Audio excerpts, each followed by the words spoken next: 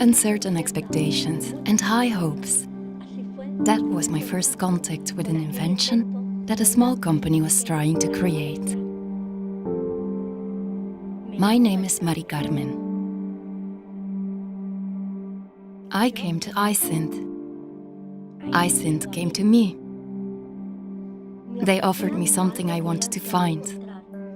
No miracles, no promises. It was just something worth trying. For the sake of science, I had to wait. Sometimes it seemed too long, to be able to try those glasses whose results I could not imagine. While waiting, they tried to explain to me. It's about soft sounds that do not interfere with conversation. Sounds that do not pass through the ear, but go directly to the brain and sound like the waves of the sea.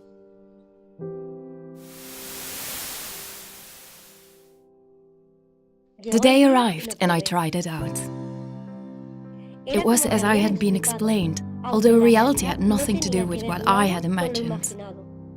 It is not seeing, not touching, not hearing, not smelling. It's just a feeling.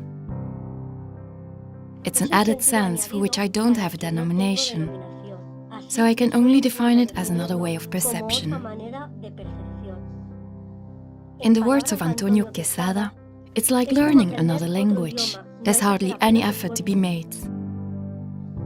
I would say that it's a form of intuition that leads you to interpret external stimuli by means of a new perception sensation chain. We began the experience with a computer simulation, where geometric shapes appeared and were translated into sounds, a sonic language. After some trials, I interpreted them very easily, as if the human being were prepared to interpret those stimuli almost naturally.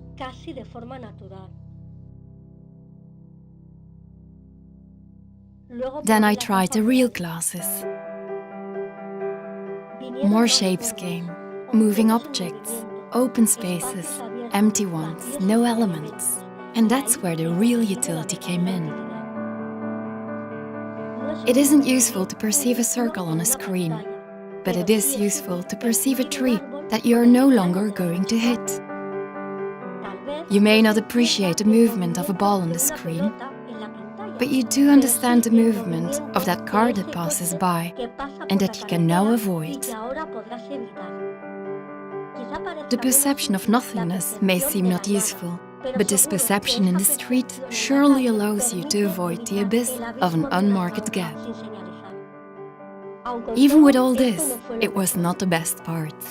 Emotion came with communication. It was just a hand, but it almost made me cry. A slap in the air, a linked hand, nothing else. Without searching, without touching, without asking, without analyzing, just reaching out and finding the other hand you wanted to touch. Then came a body. It was a known body, but it hadn't been perceived that way in years. I saw it. I say I saw it, conscious of my words. I know I didn't see it, but ever since my body fitted into a communion dress, I hadn't felt anything so much like vision. I saw it. It was my uncle and I saw him. It was just a form, a perception, but I then felt that I saw him. Then I went away. I went away from there and I dreamt.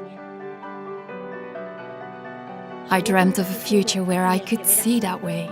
I would see my mother, my dog, my faithful companion, my soulmate, my people, the ones who are now my people, the ones that one day will be.